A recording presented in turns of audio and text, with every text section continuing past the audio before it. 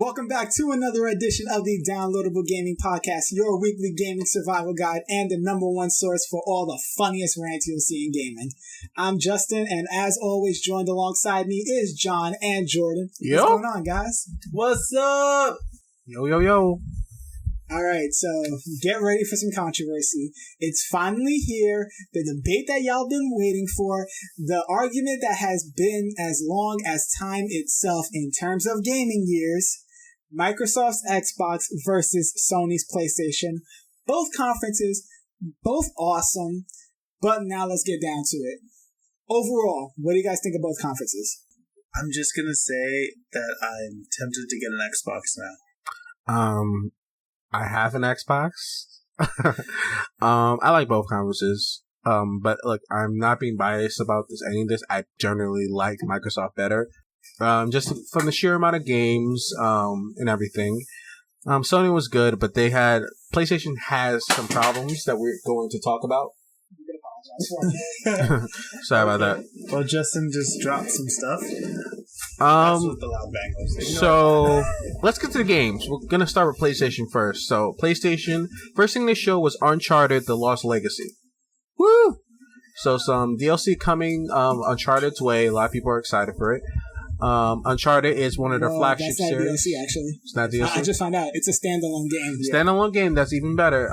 It's going to a lot of people are excited for Uncharted. It's one of their flagship series, so it's good. So I've never played Uncharted. You two have PlayStation, so have you? Yes, Uncharted is one of my favorite games. I've played all of them.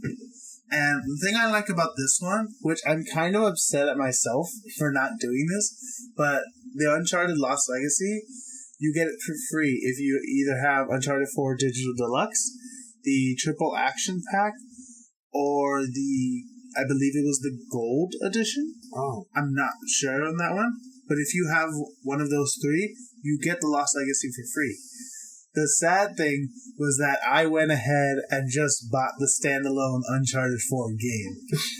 Because a lot of the times with the Uncharted series, the DLC, there's not like a lot of story added in the DLC. So for me, I'm not really like into it. I love the multiplayer, but for this one, it's just like, I wasn't quite into it as much as I was for Uncharted 3.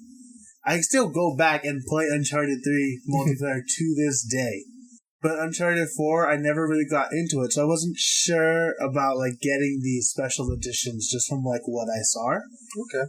So it's just like, I'm upset that now I have to spend this $40 when I could have got it for free if I just spent an extra $20 back when I was getting the game. But I'm getting this anyway because I love Chloe. She is one of the best characters in the game. I love her personality, and I want to see how she interacts with this new character that's being brought in. Do you know her name? Mystery Lady. It seems like they're going to have great dynamic with each other, and I really want to see like a similar Nathan Sully kind of thing going. So, I have not played an Uncharted game, and it's because like I barely have money as it is. But it's one of my favorite series to watch. Like, I watch a lot of Let's Plays on Uncharted games, both the story and the multiplayers. So I love, the storylines, but me personally, I like to... This new one has like a lot of expectations for me, just because I loved how Uncharted 4 ended, and I felt like that should be like the end, and that's hopefully the end of like the Nathan Drake saga, because I feel like that's the happy ending he deserves after such a long fucking time. So I'm looking forward to it. I'm not gonna buy it. I'm probably just gonna watch it. Why? Because I feel like if I'm gonna buy it, I have to buy all the Uncharted games and play it. I can't buy it. I don't have a PlayStation. Not necessarily, because the Lost Legacy doesn't really go with the rest of the series. It's kind of like it takes place. I don't know if it takes place like when it takes place, but it's like its own separate entity, because it follows a whole new cast of characters and their journey through doing the same kind of work, which is like finding these ancient artifacts that were lost in time. But sure enough, I know that this game is gonna live up to, the expectations that most fans of this series actually has. I'm sorry, everybody. Like, Jordan and I was distracted on our phones. That's why John stopped.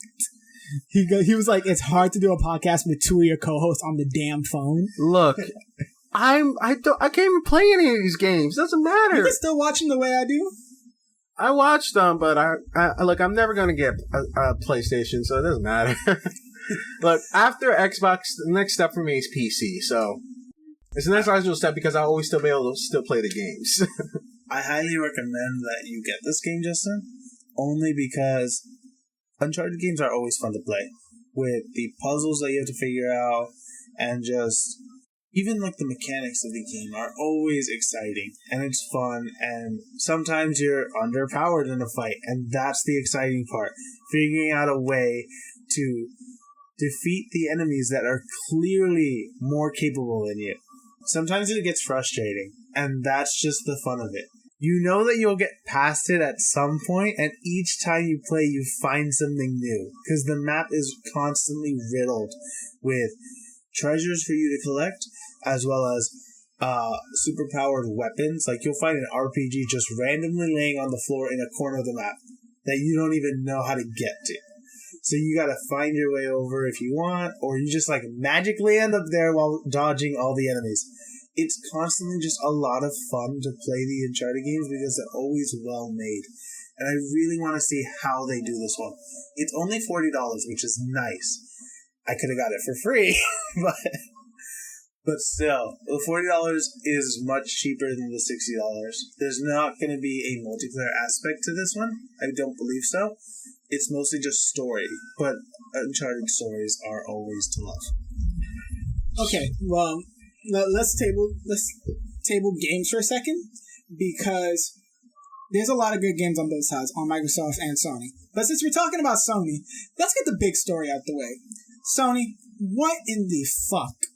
Get with the fucking program. Like, I hate the fact that as a Sony fan, first off, backwards compatibility. I would love to play PlayStation 3 games, 2 games, original PlayStation games. Don't you have to pay? Yes, that PlayStation Now BS. Yeah, look, give it up to Microsoft, and I'm not trying to not being biased, but I would rag on Microsoft any day if they ever told me, oh, you have to pay to play those games. Yo, I hate it with a passion. And it's not even that necessarily that I hate the excuse. I freaking hate the excuse. There was one of the execs was like, oh, backwards compatibility is something that, everybody wants, but people barely use. We barely use it because we barely fucking get it.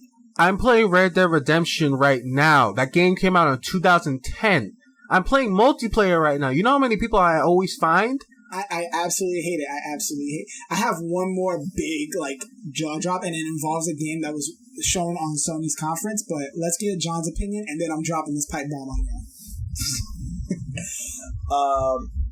I get what Sony wants to do with the PlayStation Now, because supposedly the games are, remastered and whatnot, but it's not even that. It's you only get to, keep the game for a little bit, so long as you keep paying. It's not a good system. You get access to a lot of games for a low price, but it builds, and you're not going to play all those games. There's probably only 2 games that every person really wants from that. And sure, they keep adding games, but they add them 6 at a time every few months. It's not a lot of access for the amount that you have to pay for that. And that's on top of already paying for PlayStation Plus. So, honestly, backwards compatibility should become more mainstream and accessible to the Sony platform, because it would help revitalize not only the old games, but also bring attention to how you can better these games, maybe make remastered versions or sequels to them that have been anticipated but have been, on the side for so long. Okay, you brought up something that I need to discuss too, and I should have discussed the first time I said it. Remastering. That's the reason why they don't want backwards compatibility, because they know instead of offering backwards compatibility, maybe charging a small price and having all the games that people love that you can play again. We'll just remaster it, put it out there for a full $60, and people are going to buy it. I feel like that's the real reason that Sony isn't doing backwards compatibility. And now it's time for the pipe bomb. And, John, since you are the person with a Switch, I'm going to record your reaction to this, and this is going on Instagram because I feel like you will be shocked by this. So, y'all know the game Monster Hunter, right? Monster Hunter that got shown on Sony's press conference? Okay. So, Monster Hunter is a big game. I heard in Japan and whatnot. Mm-hmm. And it's a big mobile hit. That's why it's coming to consoles. Mm-hmm. But, and this is the part I want to record, Sony made it in a contract that specifically stated that this game would be released. It could be released on PlayStation. It could be released on Xbox. It could be released by PC. However, it's not allowed to come out for the Switch. You heard me. There's an article that I read when I was doing research for stuff for social media that really says this game will not come out for the Switch. What the fuck, Sony? Honestly, Monster Hunter is a game that most people play on their 3DS. Yeah. It's Nintendo. It's connected to Nintendo already. How can you stop it from going on the Switch? It only seems right for it to be on there. I mean, your main competitor is Microsoft, and are you just pissed that they're killing you? No. It feels like Sony's trying to, eliminate some sort of competition with this. But Nintendo does not even compete with either of you. Yeah. They're in their own lane. Monster Hunter, it's decently big. Honestly, it's not bad of a game. I've played it a few times. I haven't bought it. I've played it when my friends had it on their 3DSs to just try out these games. And it has great mechanics to it. It really does. It's not my genre of game, but it's a good game. You can't just say you're not allowed to put it on this console because you don't want it to be. It's absurd. Well, how was that for a pipe bomb? So, now that we're up to this, let's go back to the games. Oh my gosh. Alright, so big games that came out. Days Gone. Oh my freaking god. I actually want that game. I love zombie apocalypse themed games. And Days Gone gives you that extra because they offer literally hordes. It's not like you have to fight 10, 20 zombies at a time. No, it's literally hundreds coming at you at once. I love the part where they were showing the gameplay and you sneak past a horde through a fence, and there's all your the enemies who are holding captive the interest, the person you were trying to save. So you just blow up the fence and let the horde come through and attack the enemies for you. It's nice to see that the zombies aren't just seen as your enemies, but also tools you can use in this game. It brings a new element to it, where using the environment is also using your enemies against your other enemies. That's good. It looked a really interesting game. I can't play it, but it looked really interesting. Aside from Days Gone, we also had some DLC for Horizon Zero Dawn, The Frozen Wilds. I can't wait to get this. I'm definitely buying this because I loved Horizon. And when I heard that they're bringing in new machines for you to fight, I want to see what these machines are. What can they do? Because a lot of the machines are built around prehistoric styled animals. So I want to see what other animal type machines can they bring into this game, and what resources can you get from these machines, and what can you make with these resources.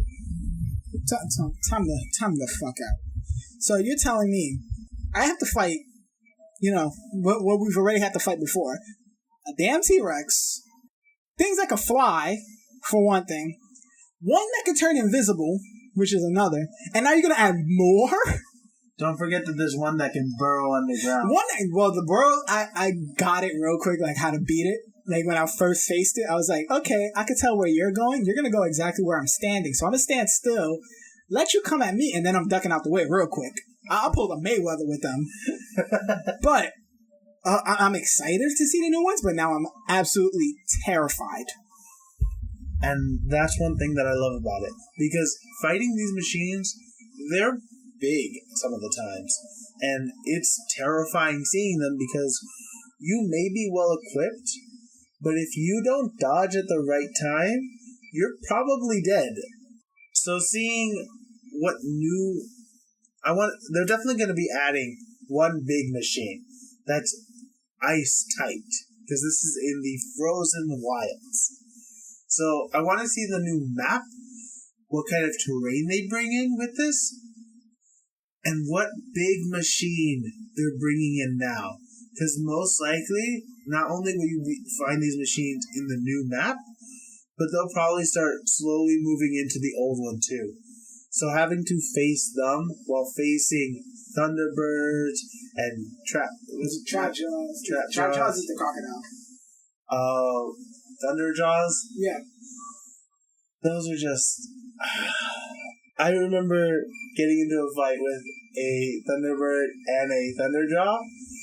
That was the worst. I died so fast.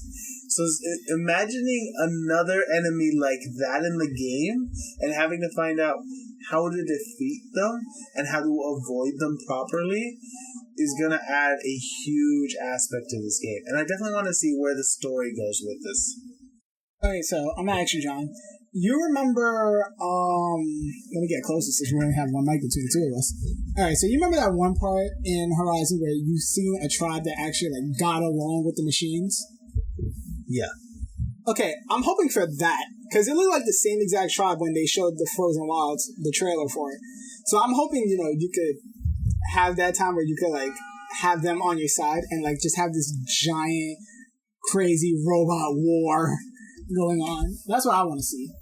See, and one of the main parts about the storyline was that that's how the machines were supposed to be. They were supposed to be friendly with the humans. But, I'm not going to spoil the game for those of you who haven't played it. But a main thing is getting rid of that part of them, which is getting them to want to fight you. So I think maybe in these Frozen Wilds, this new map, that sort of hasn't really come, or rather it's just starting to come. So there will be machines in there which will be completely okay with you, and then there'll be those that want to instantly attack you. Okay, I think we spoke enough about Horizon. So, we already talked about Monster Hunter World. Shadow Colossus 2018. Marvel vs. Capcom Infinite. Story demo September 18th. Stop. Let me put this back. Tight. Make it tight. Sorry guys, some technical difficulties. So, what were we talking about? Marvel vs. Capcom Infinite. September 18th. Yeah, I'm a sucker for a Marvel vs. Capcom game. So Call of Duty World War II, November 3rd. I hate it. Really? Elder Scrolls Skyrim VR. Yeah. So rapid fire each one. Star Child, God of War, Detroit Become Human. Oh, Detroit. I love Detroit. And finally, Destiny 2, September 6th, exclusive content for PlayStation.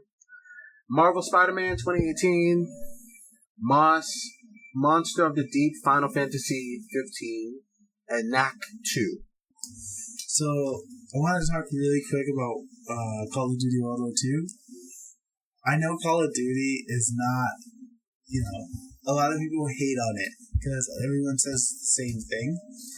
But I'm actually really curious because I feel like this one is going to be slightly different. Because they're not focusing on just your character and your place in this war, but they're following a whole platoon of guys and the brotherhood that they form by facing these challenges that they have to do throughout the war. So I want to see, like, you're definitely going to be able to see, like, all the different type of, stuff that was going down in World War II, but then how it affects people.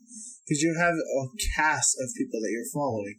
So they're not all the same, and they'll probably be reacting differently to all these events. So seeing how, veterans are... I want to see how veterans react to this game. Right? Because I want to see how true is it to World War II. I care that it's true to the humanity side of World War II. Not to the event side, but to, like, the psychological as well as the torment that you had to go through throughout this war. So let me explain what I said before, saying I hate it. I've hated the way Call of Duty has been with this whole futuristic BS. With this whole, let's put on some damn mech suit, run on walls, jump in the air, almost fly, and I think I hate it because when I go online and I gotta see a 12-year-old do it, and then I gotta see them, I gotta hear them talk, it's just annoying. So, I might give this Call of Duty a chance because it's going back to the Call of Duty that we all love, which is that Call of Duty that's based on war, actual war that's going on now, or something that's going on in the past, and hopefully the multiplayer aspect could be more technical and not just, let me just run up, jump around, shoot as many people as I can and whatnot. So that's my experience with that. I might end up buying this because I usually always skip a Call of Duty. I skipped the last Call of Duty, Infinite Warfare, but I did end up getting Call of Duty Black Ops 3. So I usually always skip Call of Duty, so I might buy this one, then I'm most likely going to skip the next one. I'm off and on this series. One thing I am waiting for to see what's going to happen in response to this game is the outcry from parents to say that this game is too violent for their It's too violent for my little child. You should not be playing this. But then it's always the same thing. The game isn't meant for your child. It says rated M. Yeah, that's 17 plus. How did he even buy it without your permission? You should know what games you're getting for your child. And if you know that this game... Let me just come on and say this real quick. There's a pretty good chance that the parents who say, oh, this game is too violent for my child, those are the parents of the child who's going around yelling the N-word on multiplayer. That is very true. But, there should be some thought put into buying games for your child. I remember, it's not to do with video games, but when I was a child, my dad came home with a movie that he thought was going to be great because it had a roller coaster on the front. And he put me, my two younger brothers, and my older sister in a room with the movie on. Now, I was 9 at the time, or 10, I don't know, and the movie was Final Destination 3. I knew it! It was horrifying watching it. Because there was no thought put into getting this. It was just, there's a roller coaster on it. That's it. And some people think oh, this is World War II, it's going to be educational. It's not. Sure, there's some educational aspects where you learn a little bit about what's going on throughout these, events that go through World War II. But then it's also, you're the soldier. You're killing people. You have to kill people or else you're going to die. So it's you have to put a little process before you buy a game like this for your child. And let me come on and say this as the last topic, because we really do gotta zoom by. I have a story kind of like that, but it involves video games and it involves GameStop. So, back when Family Guy came out with a game... Oh, Back to the Multiverse? No, the original Family Guy game.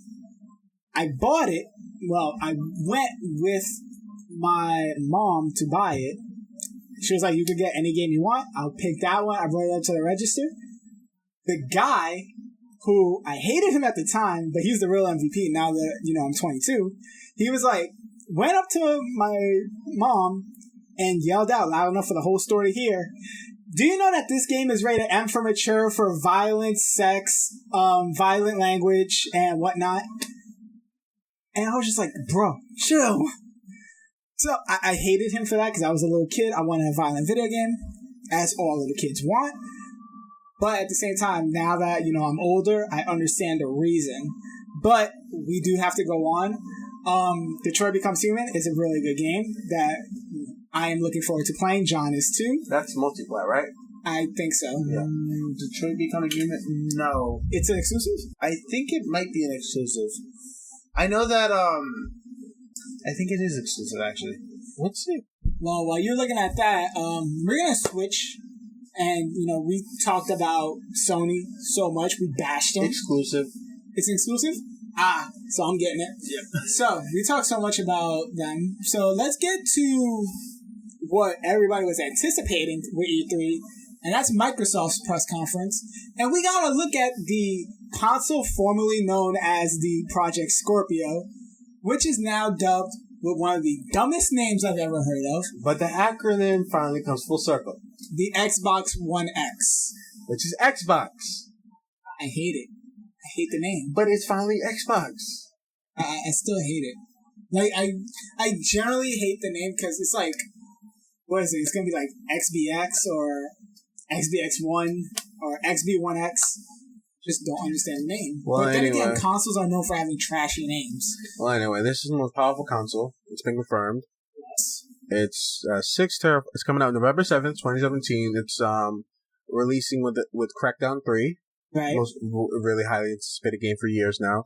6 teraflops, 12 gigabytes, 260 GPE per hertz, 1.2 gigahertz, 4K, 8 million pixels, 4K HD Blu-ray, which PS4 Pro does not have.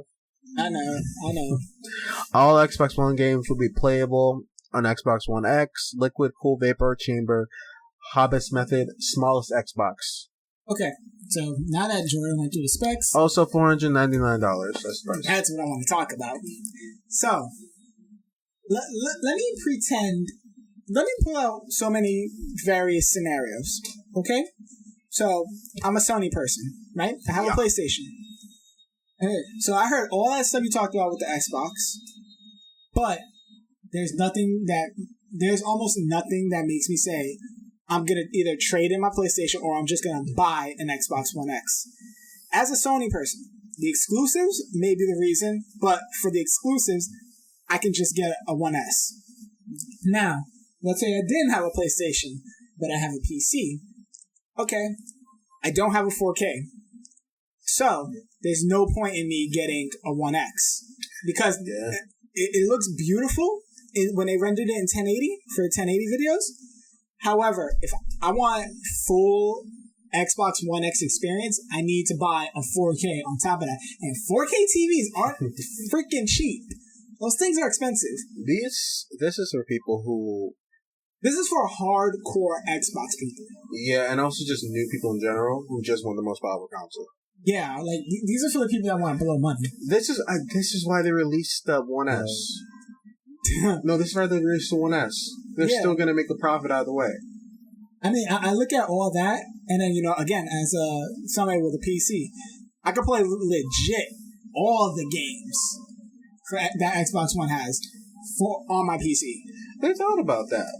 I know they thought about it. It's just, like, at least for right now, there is no reason, unless you're a hardcore Xbox person with a 4K TV, or you just have a 4K TV and you're looking for a console, there is no reason to get an Xbox One X when it drops. No. You can get it later on. You can get it in a year. I'm pretty sure the Xbox One X is going to have some issues, hardware-wise, that's going to need updates, or hardware or software-wise. At least it's not coming with that dumb Kinect.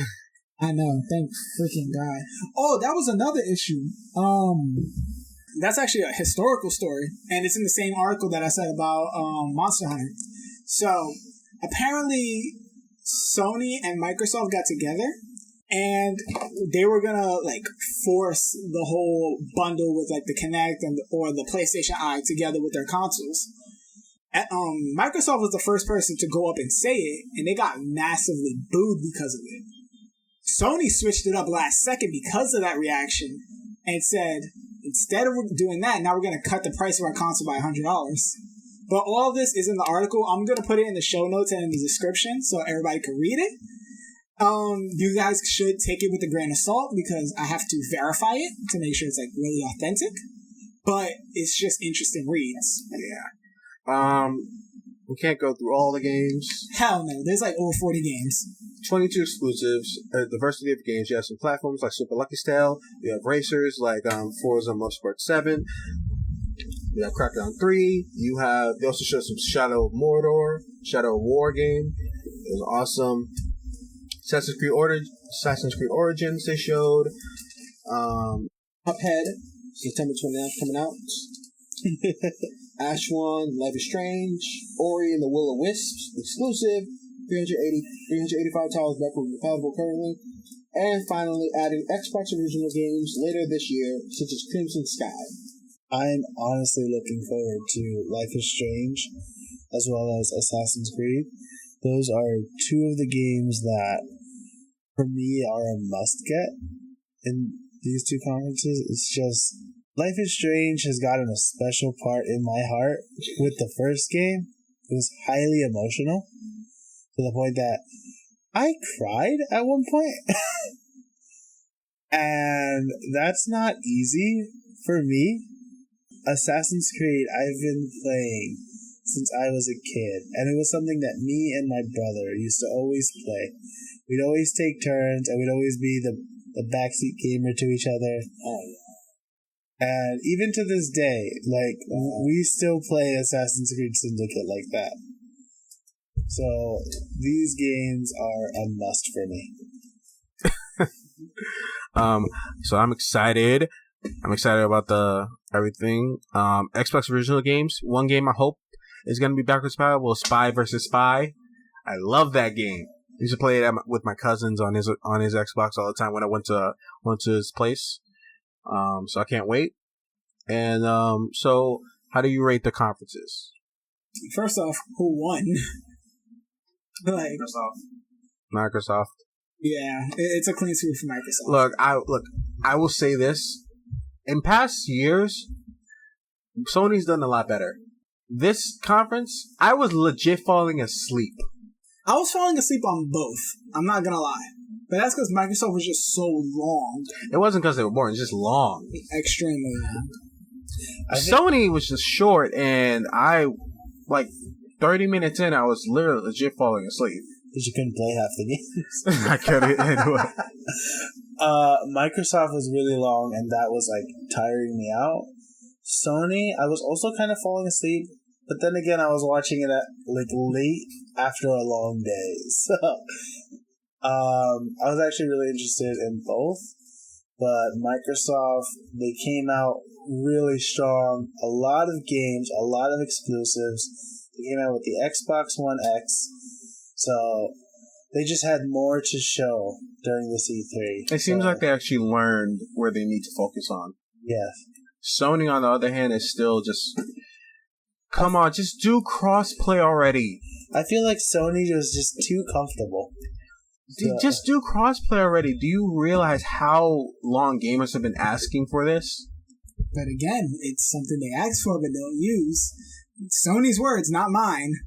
But, do you imagine Rocket League? That's all crossplay.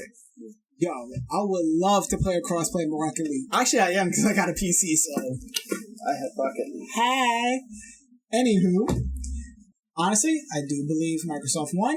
They came up with a lot of good games, as did Sony.